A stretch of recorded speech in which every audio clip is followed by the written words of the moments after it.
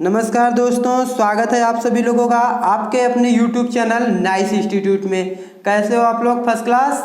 दोस्तों, जैसा कि आप लोगों को पता है, हम लोगों ने प्राचीन इतिहास और मध्यकालीन इतिहास पढ़ लिया है और अब हम पढ़ रहे हैं आधुनिक भारत का इतिहास। तो चलिए स्टार्ट करते हैं आधुनिक भारत का इतिहास। दोस्तों, आधुनिक भारत का इतिहास स्टार्ट किया जाए उससे पहले हमारे चैनल नाइस इंस्टीट्यूट को ज़्यादा से ज़्यादा लाइक करिए, सब्सक्राइब करिए और बहुत ही ज़्यादा शेयर करिए ताकि हम लोग और भी ज़्यादा इंटरेस्टिंग वीडियो बनाकर आप तक पहुंचा सकें, जो आपकी सफलता की सीढ़ियां बनेंगी। तो चलिए दोस्तों, स्टार्ट करते हैं आधुनिक भारत का इतिहास।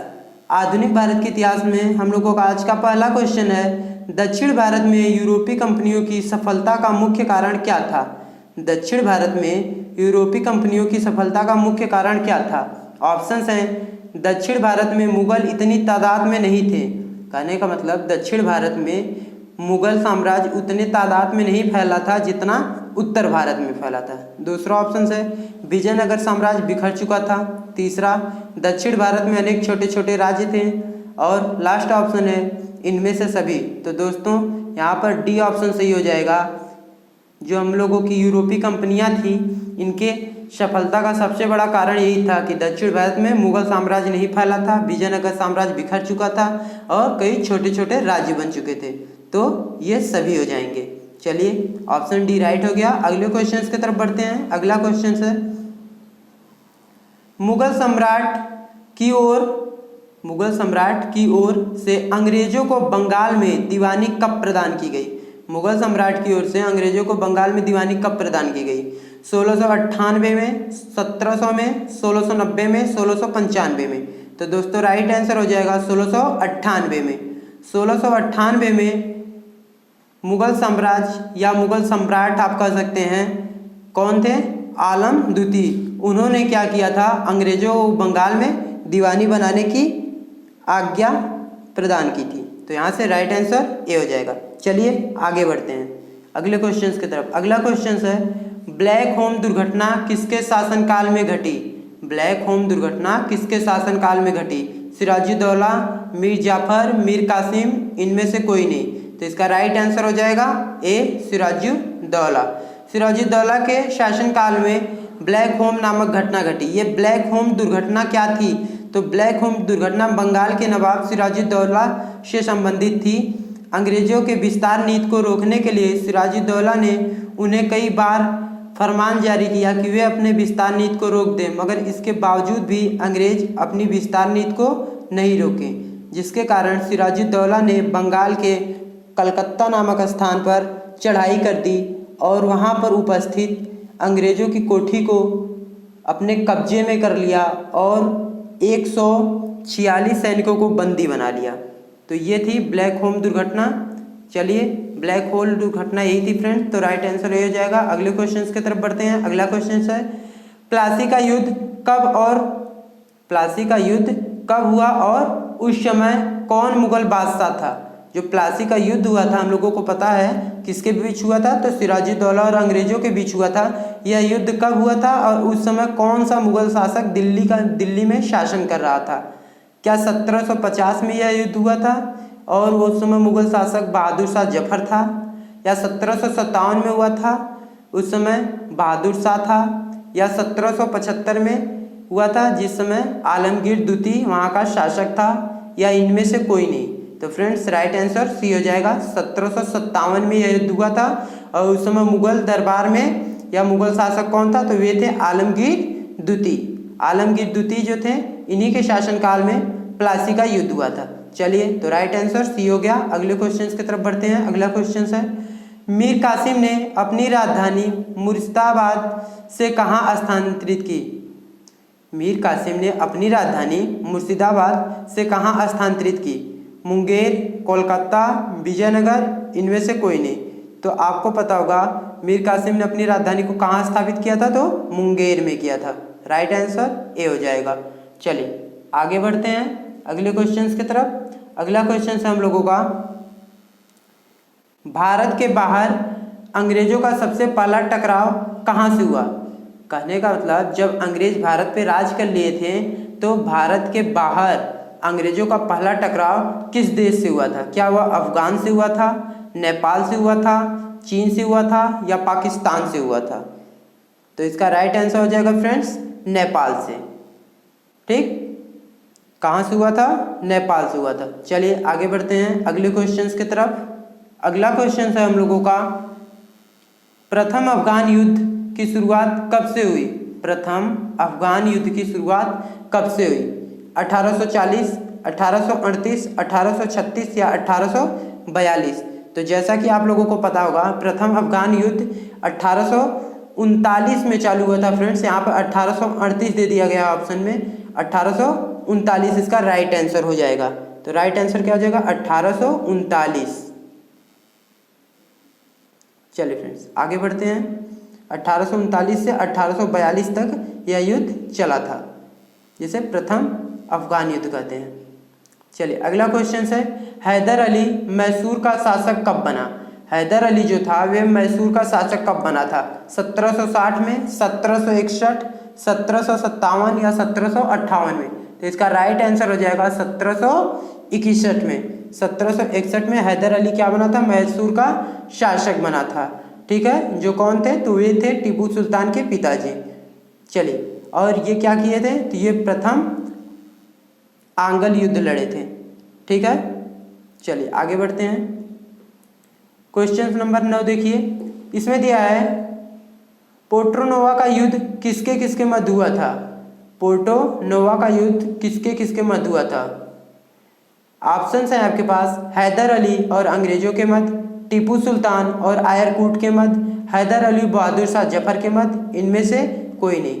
तो राइट आंसर हो जाएगा फ्रेंड्स आपका ए, हैदर अली और अंग्रेजों के मध्य जो युद्ध हुआ था उसको पोर्टो नोवा का युद्ध भी कहा जाता है। ठीक है, तो राइट आंसर यहाँ से ए हो जाएगा। चलिए अगले क्वेश्चन की तरफ बढ़ते हैं। अगला क्वेश्चन है हम लोगों का, दरिया दौलत बाग किसके महल का नाम था? एक महल था जिसका नाम क्या था? दरिया दौलत। तो दरिया दौलत बाग नामक महल किसका था? टीपू सुल्तान का था, हैदर अली का था, शाह आलम का था या बहादुर शाह जफर का? तो आपको पता होगा यह था टीपू सुल्तान का। दरिया दौलत बाग नामक महल किसका था? टीपू सुल्तान का। याद रखिएगा, अक्सर क्वेश्चंस आते हैं। चलिए आगे बढ़ते हैं अगले क्वेश्चंस की तरफ। राइट आंसर ये हो गया। अगला क्वेश्चन है हम लोगों का, प्रथम आंग्ल मैसूर युद्ध कब और किसके मध्य हुआ था?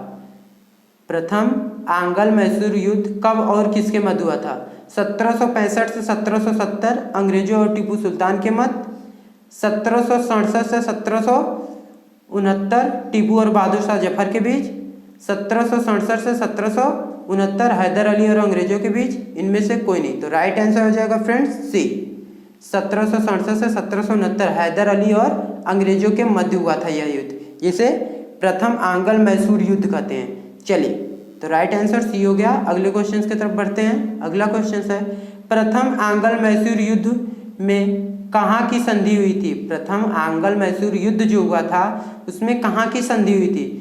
श्रीरंगपट्टनम की, मद्रास की, मंगोलों की, इनमें से कोई नहीं। तो आपको पता होगा श्रीरंगपट्टनम की संधि किसके शासनकाल में हुई थी? तो टीपू सुल्तान के। तो हैदर अली के शासनकाल में किसकी संधि हुई थी? तो मद्रास की संधि हुई थी। तो राइट आंसर बी हो जाएगा।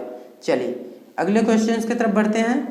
अगला क्वेश्चन, ये हम लोगों का राइट आंसर बी हो गया यहाँ से। अगला क्वेश्चन है, किस आंग्ल युद्ध में टीपू सुल्तान मारा गया? प्रथम, द्वितीय, तृतीय, चतुर्थ? तो राइट आंसर चतुर्थ हो जाएगा। चतुर्थ आंग्ल युद्ध में टीपू सुल्तान क्या हुआ? मारा गया। चलिए फ्रेंड्स अगले क्वेश्चंस की तरफ बढ़ते हैं। राइट आंसर यहाँ से डी हो गया। अगला क्वेश्चन है, टीपू सुल्तान ने किसकी मूर्ति के लिए धन दिया था?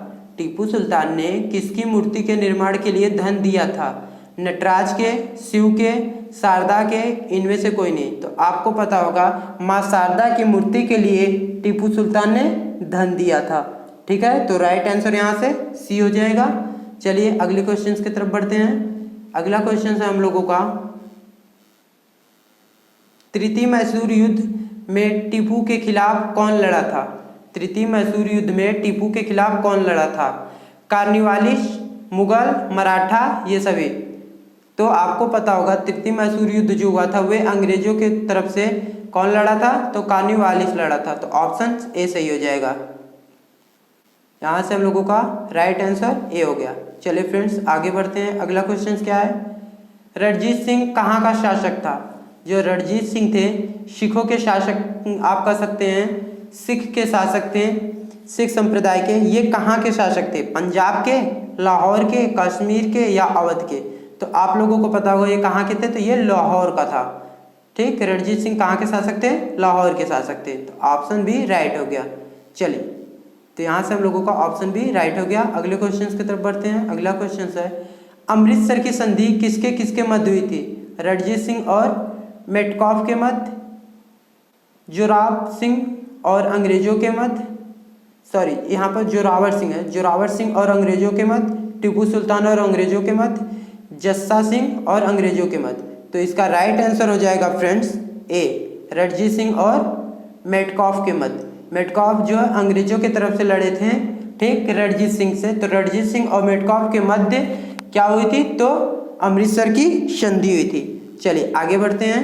अगला क्वेश्चन है बंगाल में द्वैध शासन की स्थापना किसने की थी? रॉबर्ट क्लाइव ने, वारेन हेस्टिंग ने, लॉर्ड मिंटो ने, लॉर्ड विलियम बेंटिक ने? तो राइट आंसर ए हो जाएगा, रॉबर्ट क्लाइव। रॉबर्ट क्लाइव ने बंगाल में द्वैध शासन की स्थापना की थी।